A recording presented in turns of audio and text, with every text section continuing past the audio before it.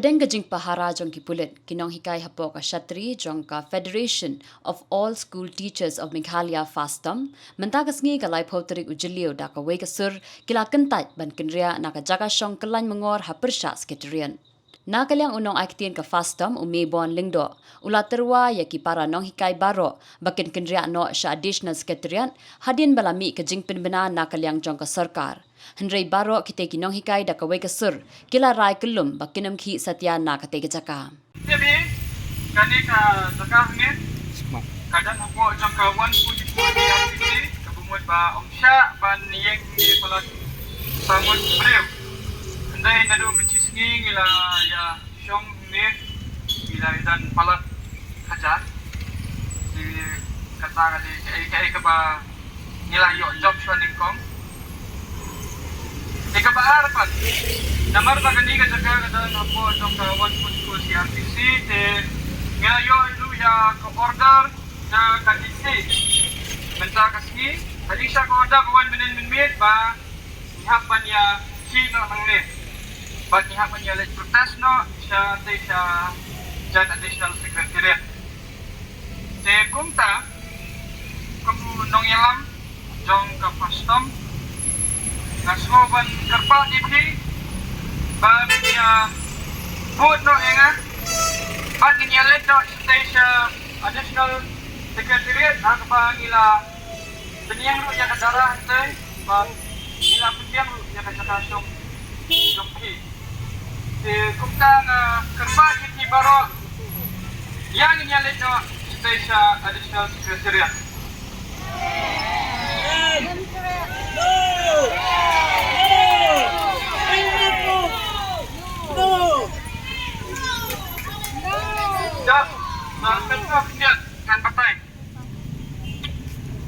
kan patay dia mo dia kakum ka ani kan siya man song ini hune de kadang kami ni ba ngilat stay badru haba ngi de ki no kai de ki haba ngilat stay de kumtang karpa dat yang nanti sa sikin yang ngilat no stay sa additional secretariat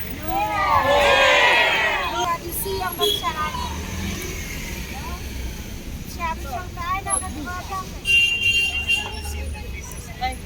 Kemud punya song yang ni.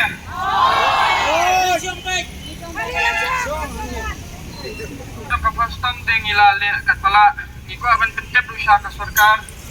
Ba ilale kat pala ba ngin suku ya ni kinong kai ki song ni. Ba ngilale no sya additional secretariat hon ilaya fat ya la yalwan boro sikata.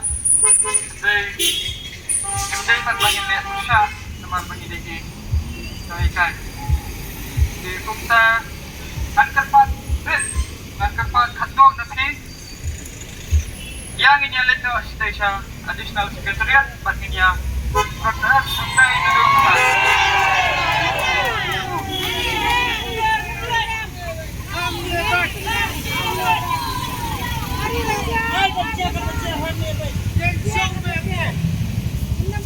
not have any power to force the people and the teachers to go to the additional secretariat. I have tried my best and I am really sorry sa Lakaman Dumbuy, sa Kondat Sangma and to the district administration. I'm really sorry that I cannot convince the teachers to go to the additional secretariat. So with that I will leave the power to the teachers who are sitting here to make decisions for themselves. Thank you so much.